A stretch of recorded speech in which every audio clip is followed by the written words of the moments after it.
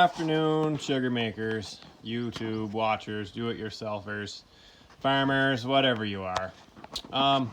So I talk about efficiency sometimes and being efficient with your time and definitely your money. You know, there's many ways to be efficient with electricity, energy, whatever it is. Just want to show you what we did this summer to be a little more efficient with our money and time. You know, big stainless tanks are expensive. And even though I sell them from H2O Innovations, they are a very high quality product. They don't always work for the situation. Now our situation here at our sugar house, we're a little bit pressed for space on the hillside, in the brook and all that. I don't have a lot of room to build a big building to put open top stainless tank in. So we purchased these plastic tanks. See here? They were used. We cleaned them thoroughly with some RO safe chemicals, and these tanks are gonna house permeate water from our RO, and you can never have too much of that. So they're 4,200 or 4,400 gallons a piece. I'm not sure which, 42 or 4,400. So, you know, we'll have roughly over 8,000 gallons of storage.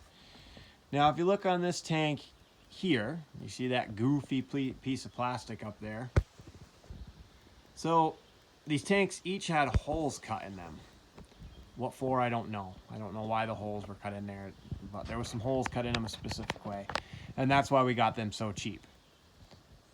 When I say cheap, I mean we got them both for under $1,000. Now, granted, there's a hole in the top, but they didn't leak. You know, the bottoms didn't leak. Just a hole in the top. So we got some other plastics and we sealed the hole up, and good enough. That's all we need. It's all sealed up.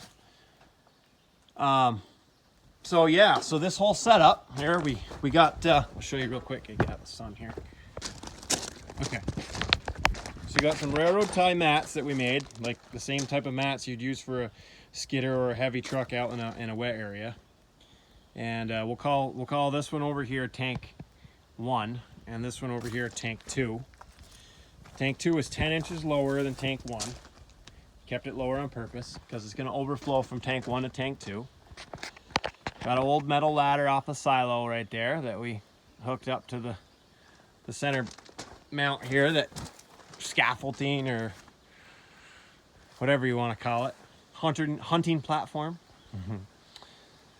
We did put some cables on over the tanks to hold it down. In case of windy day or whatever, you never know. I didn't want to take that chance. They're not really as heavy as they look, even though they're, you know, over 4,000 gallon tanks. They're not all that heavy, but pretty standard, simple deal here. You know, I'm just gonna pump the water in with the RO. And we got a series of valves that will mostly be open. These valves are here just, you know, when you're building it, you add some valves or whatever. Fernco over there, so if there is a freeze it can push out. We got a flex pipe over there. You know, you always got to plan for the worst, and there's also a Fernco here for a freeze point push out.